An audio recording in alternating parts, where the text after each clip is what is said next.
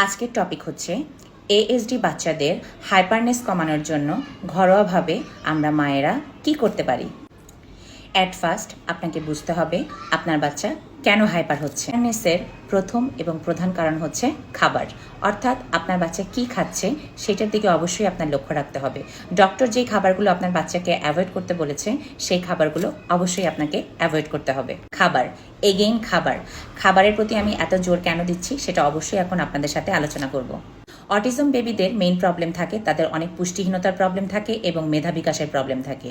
So আপনার বাচ্চাকে যখন আপনি খাবারের মেনু 7 দিনের মেনুতে 7টা আইটেম রাখবেন এবং খাবারগুলো অবশ্যই পুষ্টিসম্পন্ন খাবার যখন আপনি তাকে দিবেন, ডে বাই ডে তার মেধা বিকাশ এবং শারীরিক বিকাশেও সে অনেক অনেক অনেক ডেভেলপ হবে।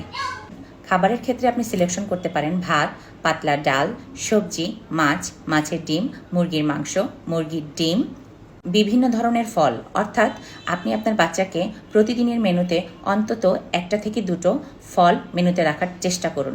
সেটা কলা হতে পারে, তরমুজ হতে পারে। এই খাবারগুলো অটিজম বাচ্চারা খুব সহজেই খেতে পারে। নাম্বার 3, খাবার। হ্যাঁ, এগেইন আমি খাবারের কথাই আপনাদেরকে বলবো। বাচ্চা যখন এই খাবারগুলোতে অভ্যস্ত হবে, বাইরের খাবার ধীরে ধীরে অ্যাভয়েড করবে, তার হাইপারনেস অনেকটাই কমে আসবে এবং এই খাবারগুলো খাওয়াতে তার মেধা বিকাশ এবং শারীরিক বিকাশ ঘটবে এবং তার পেট ভরা থাকলে সে হাইপার কম হবে এবং তার ভালো ঘুম হবে।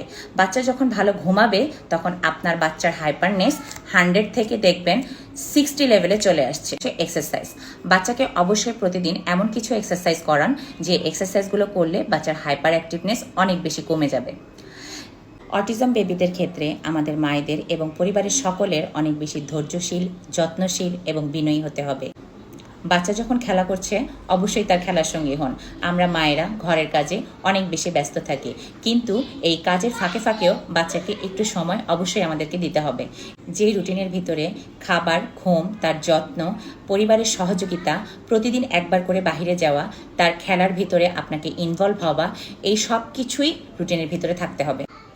আপনার অটিজম বেবির জন্য একটা সিস্টেম বানান, আপনার পরিবারকে সেই সিস্টেমের ভিতর দিয়ে যেতে হবে।